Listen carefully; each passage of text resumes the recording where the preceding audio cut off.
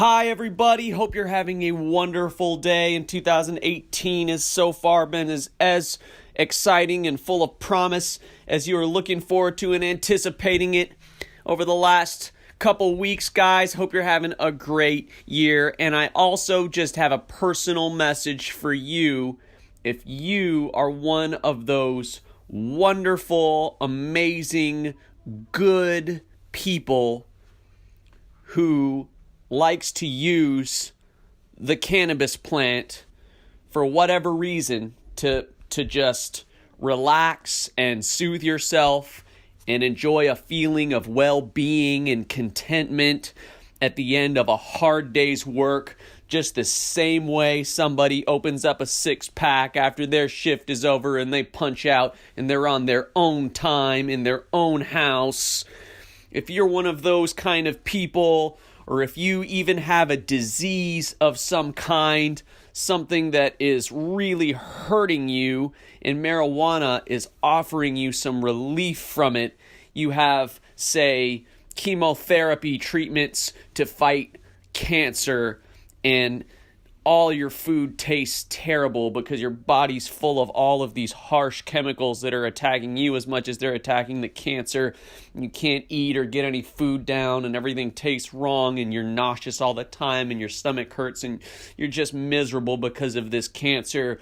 And marijuana is giving you some relief and helping you to feel better and helping you to eat and not lose too much weight and stay healthy while you're going through this real and totally almost, like deadly struggle where, the stakes are so high and it's your life and it's your body under attack. If you're one of those people, or if you are one of those people who likes to use cannabis for the creative flash of insight that it gives you because it helps your mind to make some bigger jumps and some more interesting jumps that you wouldn't normally make without that, and make better music or better art or better writing or better comedy, videos, photos, whatever it is you do. If you're one of those people that gets some creative help from taking this plant that grows from the earth right out of the soil that God made and just light it and breathe some of the smoke, or however you do it, if you're one of those people out there that likes to smoke some marijuana or eat it, take it however you do, and exercise, lift some weights, stretch, do yoga, however it helps you to get a better workout and be so aware of your body while you're exercising and so in touch with it and listening to it so much more than you do without this amazing, miraculous plant, so that you can really get a fantastic workout and enjoy it more too, and really integrate yourself and put your mind and your body back in touch with each other. And I think we modern humans are so dissociated, mind and body are so dissociated, and there's a lot of studies that I've read about that have convinced me of that fact, that we are really out of touch with our own selves and so disintegrated. And if marijuana helps you with that and helps you therefore to just be a healthier person who's going to live longer and who has a higher muscle to mass ratio and a lower body fat percentage, and someone who's got a better metabolism and whose body is stronger at fighting oxidative damage from free radicals and whose body is less likely to suffer as much from an injury, and who's going to be less of a cost on the system to the rest of society because you're healthier and will live longer and will use up less medical help because you exercise and because cannabis helps you exercise better. If you're someone who uses cannabis just because it's fun and listening to music is even more enjoyable, or watching a movie, or having sex with yourself.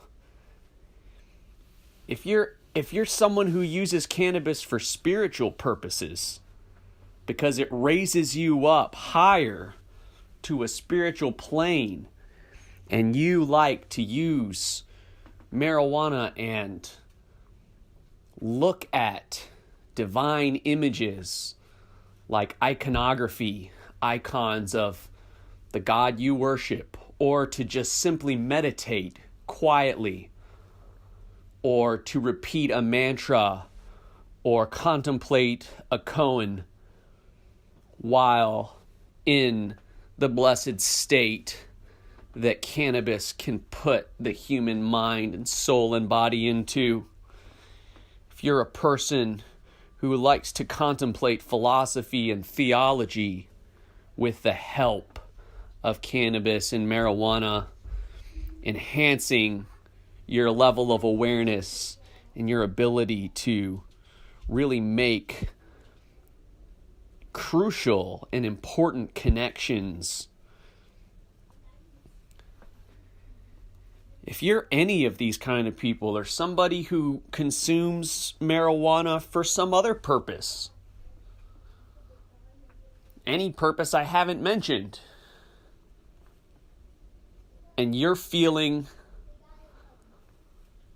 like with this most recent memo that the Attorney General of the U.S. Justice Department has sent out to his U.S. attorneys, giving them more leeway to attack you and to push you around and to intimidate and frighten and harass and threaten and bully you and even put their hands on you and even jam up your life over this fact, over the fact that you are a person who chooses to use a plant that has never hurt anybody and has helped so many people, that is so highly valued by so many people, that it's a multi-billion-dollar industry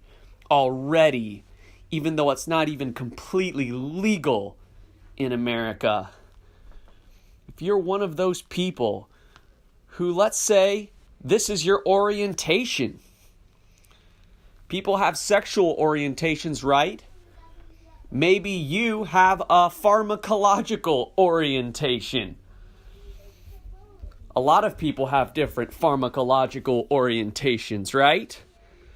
Some people live a better life because they have a cup of coffee every morning and one every afternoon. And that caffeine goes into their brain and changes how it works for the better. And that's a choice they're allowed to make about their own body and about a very powerful and addictive drug. Other people, like I mentioned earlier, love to get home from a hard day's work and just unwind with an alcoholic beverage. It's a very common practice in our culture, to go out and become severely intoxicated on alcoholic beverages and meet other people and hook up with them. It's a very common part of our culture, and it's accepted. At least it's tolerated.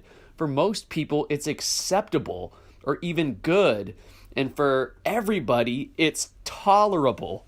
It's something that we tolerate others to do, even if we wouldn't do it ourselves. Even if that's not something we believe is right, we're not going to go push somebody around, come into their house, drag them out, hurt them for something that isn't hurting anybody else and is a choice they want to make with their own time, with their own resources, on private property, with private proprietors' consent, and with anybody else who's consenting, who wants to imbibe along with them.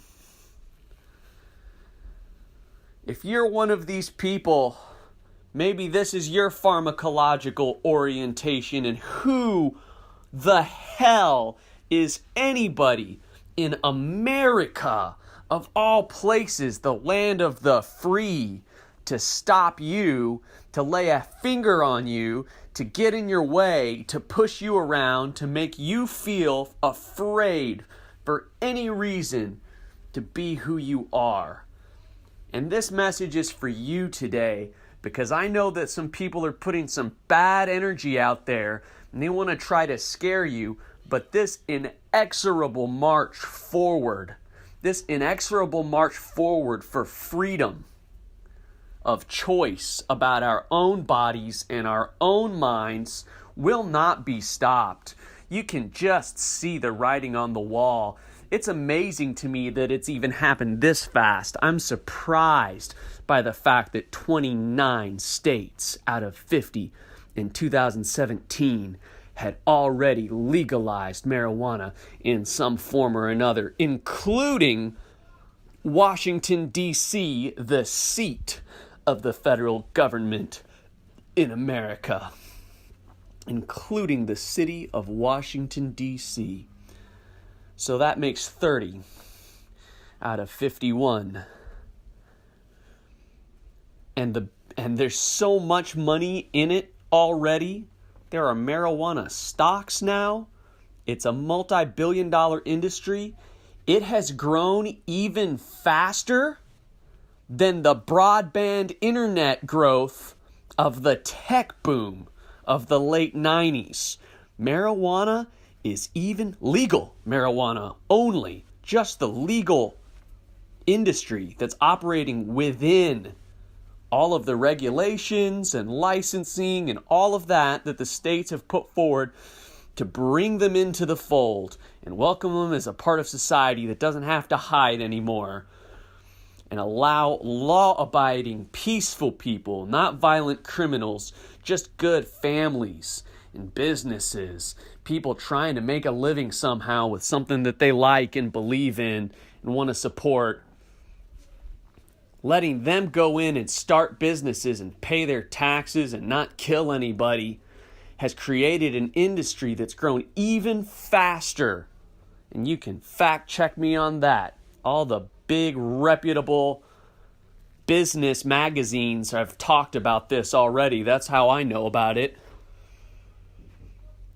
Is that this industry's grown even faster than the tech boom. The dot-com boom has been eclipsed by the marijuana industry, the legal marijuana industry in only 29 states. It's not even legal everywhere, and there's all these loopholes. What do I mean to say? Not loopholes. There's all these hoops to jump through, all of this bureaucracy, and they're welcoming it. Whatever. Put a few hoops for me to jump through. Just let me engage in some commerce, in some peaceful commerce with a harmless plant.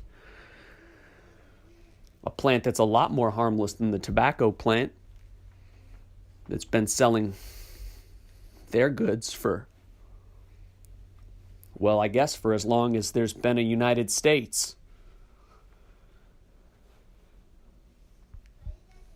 Demonstrable scientific harm. And I'm not saying that anybody who wants to do that should be stopped from it. Even something that's hurting themselves that they know for a fact is putting them at higher risk for all kinds of diseases. I mean, tobacco use is linked more strongly according to the statistics that we know from the studies we've done, it's pretty much the highest risk factor that they've been able to find out of anything for all kinds of problems: cardiovascular disease, cancer, lung disease. It's so clearly bad for you, but we let people do it because it's their choice, and we don't. And it's not as bad for somebody as locking them up in a cage for maybe years.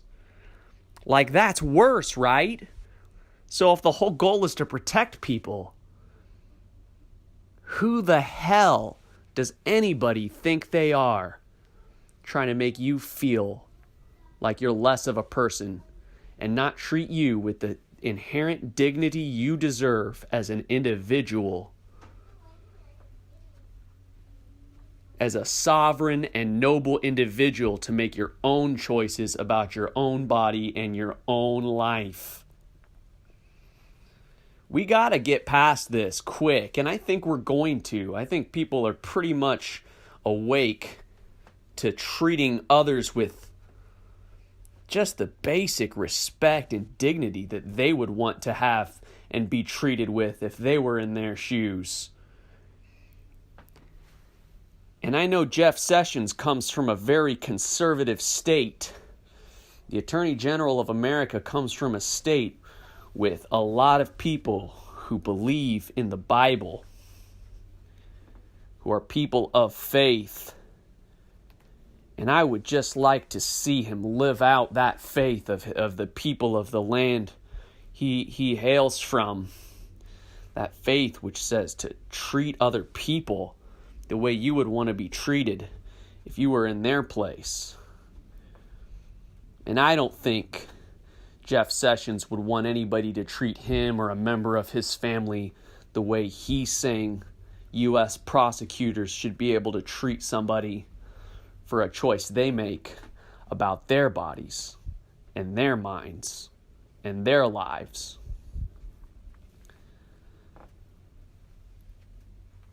Don't feel like criminals, folks, and don't be afraid, and don't let this discourage you. You are a good person. I'm betting, if you're listening to this, I bet 999 people out of 1,000 who hear my voice are good people at heart, are not living their lives in a way that is hurting anybody else, and overall are just good, decent people and don't deserve to have anything bad happen to you or be forced on you for a choice you make. And I believe in you, and I tolerate you, and I love you, and I think you have every right to be who you are. And nobody has the right to stop you or harass, hurt, intimidate, bully, threaten you for it. And we're going to get to that place very soon.